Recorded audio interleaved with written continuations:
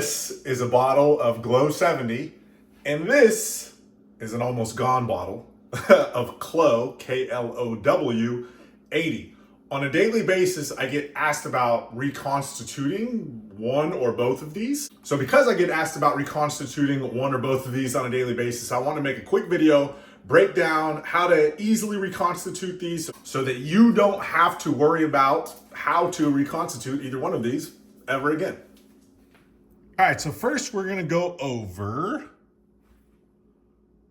Glow 70.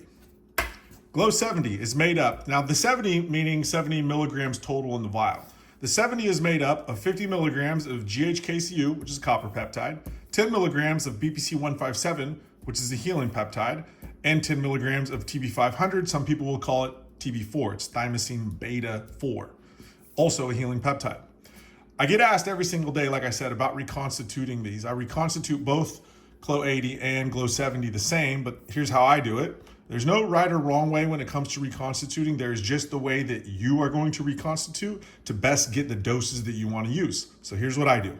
I put 3 milliliters of backwater. Remember, this is a 3 milliliter total volume vial, so you'll only be able to put up to 3 milliliters in this particular size vial. There is 10 milliliter total volume vials, but again, this video is about the 3 milliliter ones.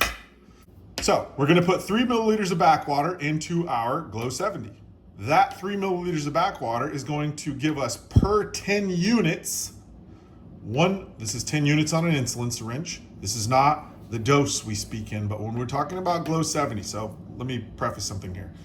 Every other thing that you think about that is not a blend, the best way to talk about it is in the dosing. So in milligram or in microgram, which is this unit of measurement or this unit of measurement.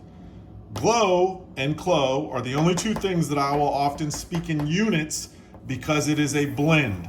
And it's very difficult to say, yeah, you should take, whatever these milligram breakdowns are. But, so for this reconstitution example, 3 milliliters backwater per 10 units is gonna give us 1.67 milligrams of GHKCU, 330 micrograms of BPC-157, and 330 micrograms of TB500. Again, this is for Glow 70 with 3 milliliters of backwater. Every 10 units will give you these. Take a screenshot of this, do whatever you need to do.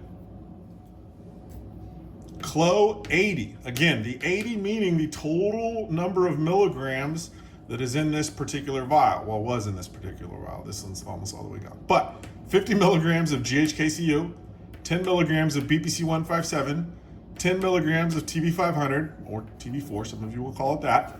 Sounding familiar here? Plus 10 milligrams of KPV. Now, I know a lot of you are gonna ask, like, what do all of these do and this and that? This is a great opportunity for you,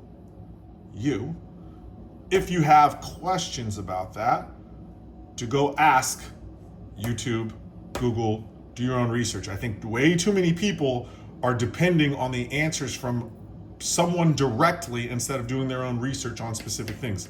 These are all very highly studied peptides and ingredients in a peptide. So go look these up, get some information on them, because the reason you're asking is you ask, oh, what does this do? What does that do? What does this do? And then you say, how much should I use?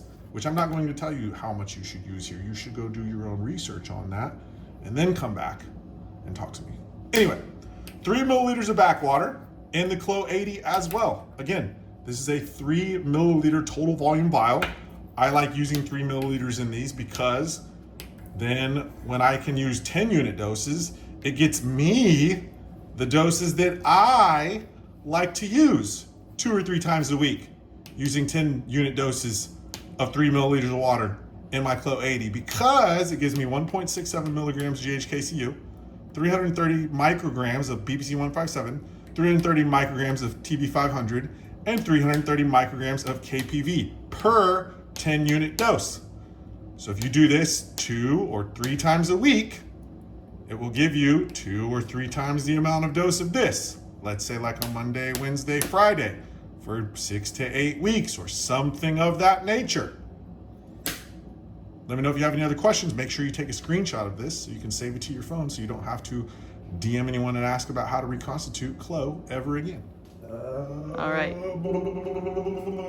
So that is how you reconstitute Glow 70 or KLOW 80. Again, if you need to go back to the video and screenshot those visuals, the reason I do that is because I'm a visual learner. I like to have like, hey, how do I do this? I like to be able to see it. It's very difficult if someone tells me, but those are great visuals, so screenshot those. So if you have a question about reconstituting either one of these ever again, that you'll be able to reference that again.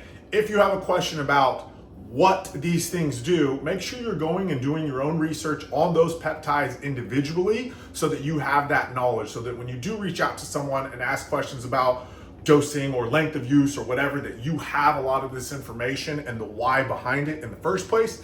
If you have any other questions, comments, concerns, whatever, leave them in the comments. I'll try to get to them as quickly and efficiently as I possibly can. Go ahead and do me a favor and do all the YouTube things and subscribe and like and comment and share and send a carrier pigeon with this video. I don't know how that would work to your mom. I don't know. Later.